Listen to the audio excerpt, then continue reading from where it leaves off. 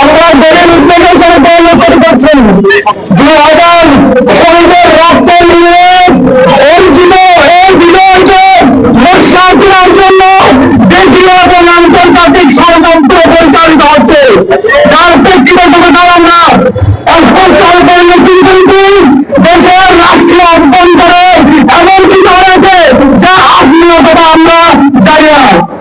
আমরা জানতে চাই, জানতে চাই গতকালকে কোন শক্তির প্রচারে কোন শক্তি বললেন কারণে আপনারা এসব আন্দোলন করেছেন তাদের কাছে স্পষ্ট করুন।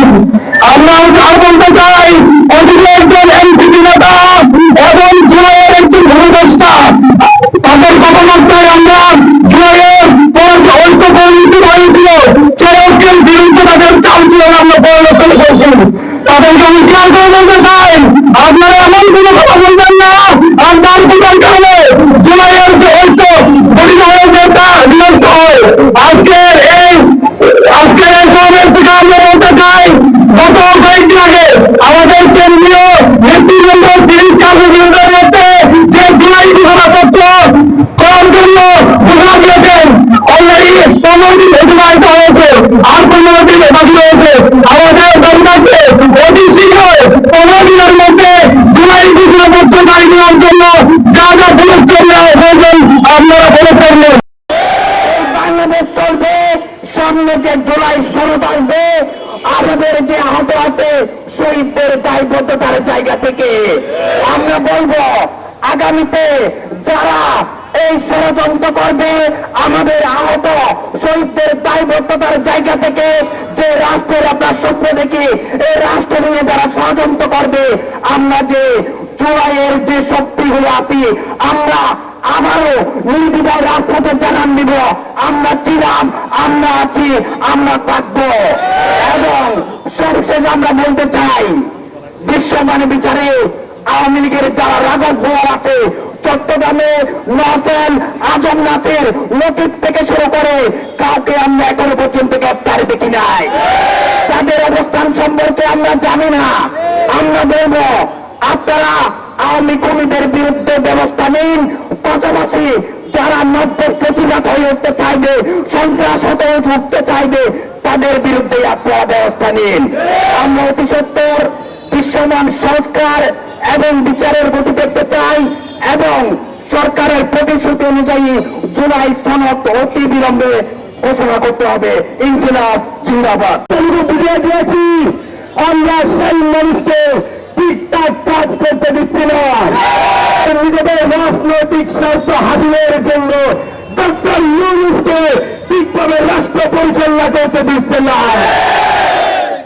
আপনাদের সবাইকে হুঁশিয়ার করে বলতে চাই রক্তের কান্তের লেগায় জেলার গণঅভ্যুত্থান পুনর্দমে ব্যাহত হতে দিব না, দিব না, দিব না। সংগ্রামী উপস্থিতি, সংগ্রামী উপস্থিতি আপনাদেরকে বারবার করে আমরা রাজপথে নিয়ে আসার একটাই কারণ যারা ক্ষমতায় যাওয়ার জন্য পাগল হয়ে আছে, যারা ক্ষমতার মোহ নিয়ে পাগল হয়ে আছে, আমরা তাদের বলতে চাই আপনারা তাদের দাসত্ব করতেছেন যারা কিনা আওয়ামী লীগের দাসত্ব করে। আপনারা এখনো পর্যন্ত সেই সকল লোকের কথাই শুনছেন যারা কিনা এখনো আওয়ামী লীগের কথা শুনে, হাসিনার কথা শুনে।